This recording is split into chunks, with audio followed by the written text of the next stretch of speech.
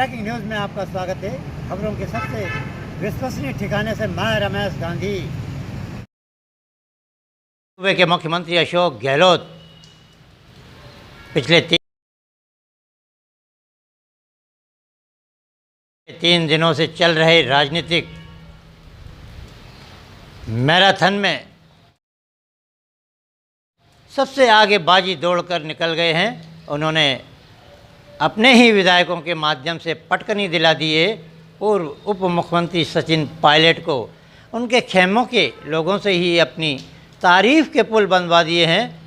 सूबे के प्रभारी अजय माखन के सामने अजय माखन ने भी भोजन पर और प्रदेश कांग्रेस कमेटी में अखबार नवीसों के सामने यही बात दोहराई है कि राजस्थान में अगर कोई नेता है तो वो अशोक गहलोत है, जिनके नेतृत्व में सरकार पूरे 5 साल करेगी और सारे विधायकों का उनको समर्थन प्राप्त है।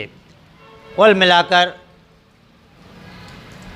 माखन दिल्ली पहुंच गए हैं और उन्होंने सोनिया गांधी को रपट भी पेश कर दिए।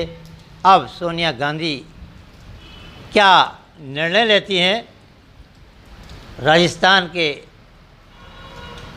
उलझे हुए मसले पर।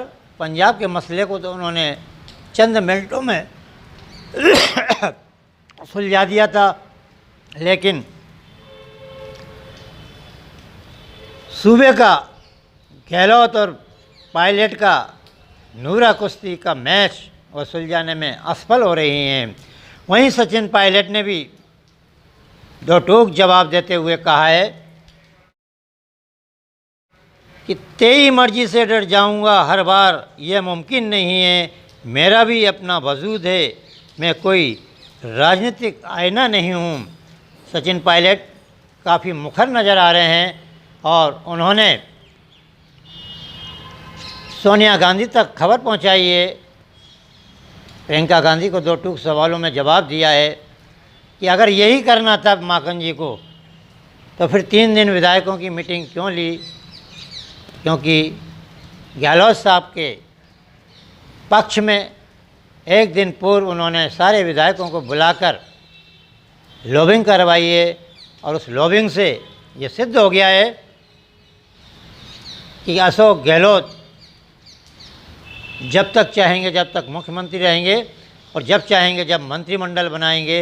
अब उन्होंने फिर कोरोना के तीसरी लहर का सुफंगा छोड़ दिया है और तीसरी लहर के सुफंगे में मंत्रिमंडल डूब जाएगा, नियुक्तियां डूब जाएंगी, कार्यकर्ता विधायक ताकते रह जाएंगे लाल बत्ती। और सरकारी नियुक्तियों में आज बहुत बड़ा दर्दनाक हादसा हुआ है। भरतपुर से महाकाल के दर्शन करने के लिए जा रहे 4 युवकों की जीप टकरा गई है और उसमें चारों युवकों ने घटना स्थल पर ही दम तोड़ दिया है। बताया ये भी जा रहा है कि एक पत्रकार का सुपुत्र भी उसमें महाकाल के दर्शन के लिए जा रहा था। भीषण बारिश का दौर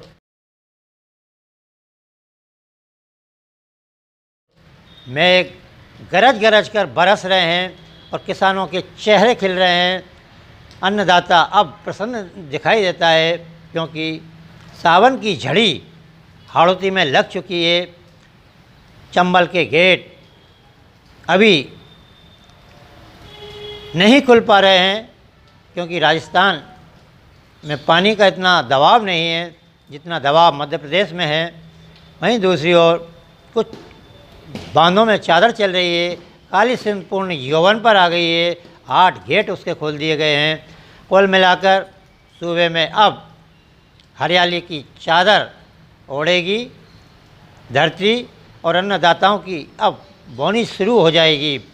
मुख्यमंत्री अशोक गहलोत ने अन्नदाताओं के लिए जो राहत तो दी है, लेकिन वह तिनके के समान है।